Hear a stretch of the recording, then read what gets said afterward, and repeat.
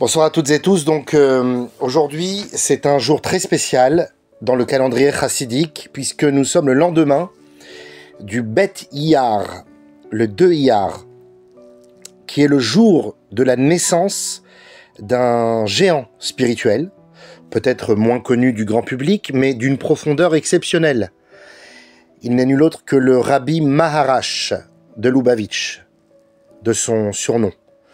Son vrai nom, c'est Rabbi Shmuel Schneerson. Rabbi Shmuel a été le 4e Rabbi de Lubavitch de la dynastie Chabad. Il est né en 1834 dans une atmosphère déjà très imprégnée de sainteté et d'exigences spirituelles.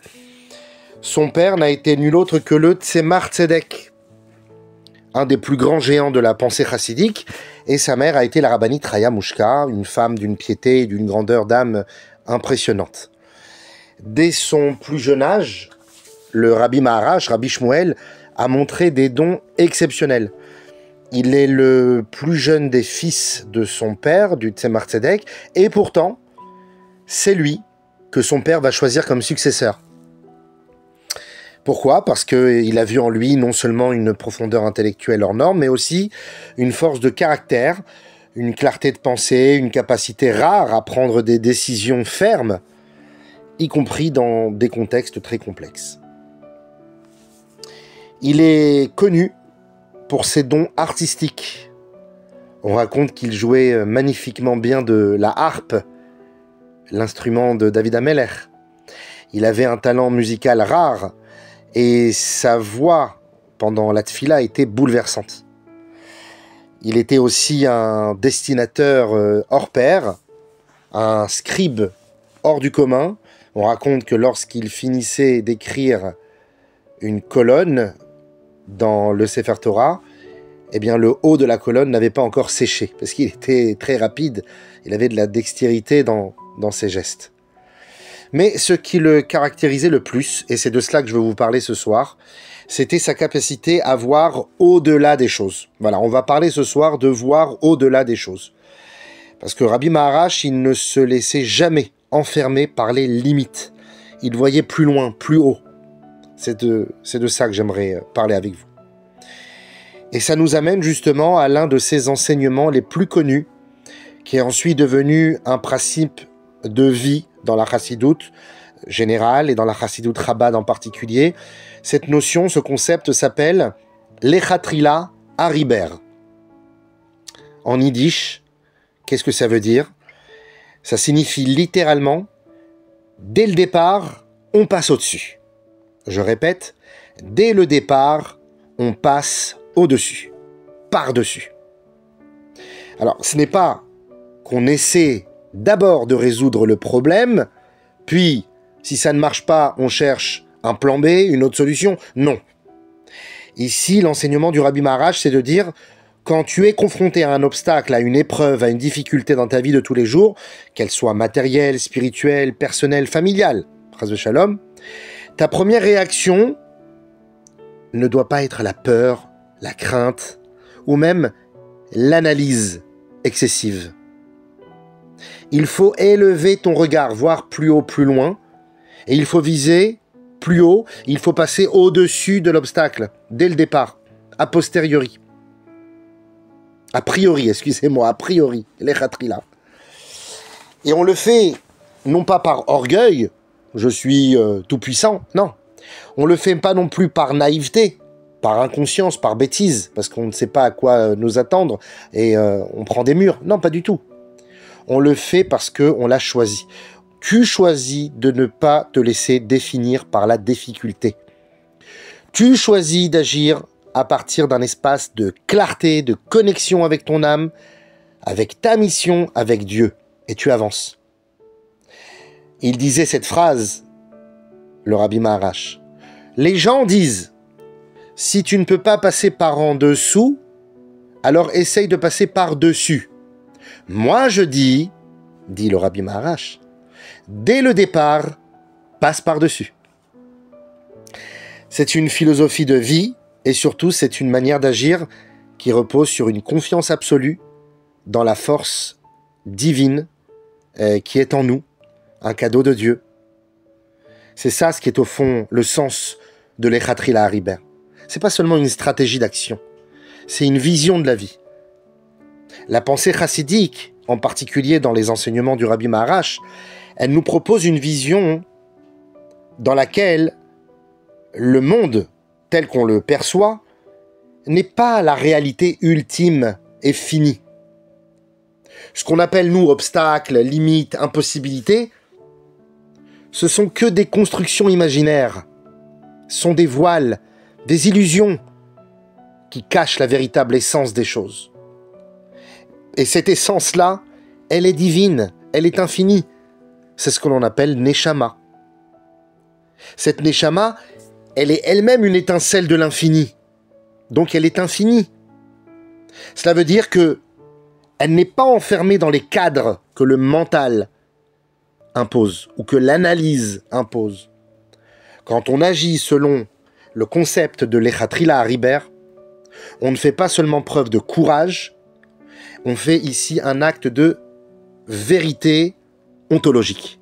On choisit d'agir à partir de la Neshama, à partir de l'essence, non pas à partir de la forme extérieure des choses, de la poche corporelle ou même de notre intelligence. C'est une inversion radicale du paradigme ou de la vision classique des choses. La plupart des philosophies nous disent d'analyser la réalité, de s'adapter, de composer avec les contraintes. Non, le Rabbi Maharash nous enseigne « Commence par la conscience de ton infinitude et la réalité extérieure se réajustera. » C'est la réalité qui va faire des concessions et qui va s'adapter. C'est une forme de foi existentielle, une émouna extraordinaire, mais aussi une posture intellectuelle. C'est ça ce qu'on a dit justement, une vision philosophique. C'est qu'en fait, le réel ne commence pas avec ce que mes yeux voient. Le réel commence avec ce que mon âme sait. Et quand mon âme est aux commandes, il n'y a plus de plafond. Il n'y a plus de plafond de verre et le mur lui-même devient un passage. Je traverse. J'aimerais vous raconter une anecdote justement à ce propos. Un jour, il y avait un homme riche de Russie qui est venu voir le Rabbi Maharash. Cet homme-là était confronté à des accusations infondées du gouvernement et il risquait malheureusement de tout perdre. Il avait déjà rencontré les meilleurs avocats, il avait essayé toutes les démarches possibles et inimaginables, mais rien ne marchait. Alors il est venu chez le Rabbi Maharash, presque comme une dernière tentative. Et le Rabbi l'a écouté, il a fermé ses yeux quelques instants et il lui a dit calmement « Allez, je te donne le conseil d'aller directement à Pétersbourg voir le ministre lui-même. » L'homme était abasourdi. « Mais Rabbi, j'ai déjà essayé. Je n'ai même pas réussi à être reçu par le ministre. » Et le Rabbi a insisté. « Cette fois, tu y vas, mais tu y vas différemment. Tu vas avec la certitude que tu seras reçu et que la vérité va éclater. » L'homme, il a obéi, il y est allé, et de façon miraculeuse, il a été reçu par le ministre. Les documents ont été réexaminés et l'affaire a été classée. Il est revenu bouleversé chez le Rabbi, et il lui a dit « Mais Rabbi, comment vous avez su tout ça ?» Et le Rabbi lui a répondu doucement « Quand on agit avec émouna, avec certitude, on attire une nouvelle réalité. » C'est ça l'Echatri Lahariber. Ce n'est pas seulement qu'un conseil réservé aux tzadikim, messieurs, dames. C'est un enseignement pour chacun d'entre nous. Quand on a un défi dans l'éducation de nos enfants, un défi dans notre couple, un défi dans notre avodat Hashem, dans notre vie professionnelle ou personnelle, l'Echatri Lahariber nous dit « N'entre pas dans le labyrinthe de la peur ou du doute. Monte au-dessus du labyrinthe. Prends de la hauteur. Le vol de l'aigle. Rappelle-toi que tu es une âme divine et que cette âme est plus forte que n'importe quel mur. » Une autre anecdote. Le Rabbi Maharash était aussi un homme très actif dans les affaires communautaires et à une époque où on en avait grandement besoin, où les Juifs de Russie subissaient des discriminations terribles, et il voyageait dans toute l'Europe pour défendre les droits des Juifs auprès des gouvernements. Il s'est rendu un jour en Allemagne, en France et en Autriche, et il n'était jamais impressionné par les ministres ou les rois qu'il rencontrait. Il savait pertinemment qu'il représentait quelque chose de bien plus haut que lui-même. Il avait cette prestance, cette force intérieure, cette clarté. Ça aussi, c'est les Khatrila Hariber. Alors aujourd'hui, alors qu'on célèbre sa naissance, c'est un moment idéal pour s'inspirer de lui et de son message. Pas seulement pour admirer un grand rabbin du passé, non, mais plutôt pour se demander à nous-mêmes, dans quelle situation de ma vie j'ai besoin d'élever mon regard? Quand est-ce et où je dois arrêter de ramper sous les obstacles et enfin me décider à passer au-dessus de ces obstacles? Chacun de nous peut faire un petit pas vers cette hauteur, une pensée plus claire, une parole plus belle, une prière plus profonde, une action un peu plus audacieuse, une confiance un peu plus forte. C'est ça l'héritage du Rabbi Maharash.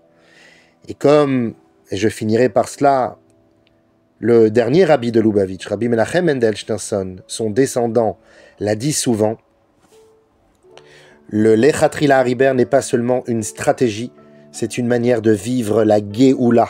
C'est messianique, car la délivrance ne viendra pas par des calculs, elle viendra par un saut de conscience, par le courage d'être fidèle à notre essence divine, au-delà des limites.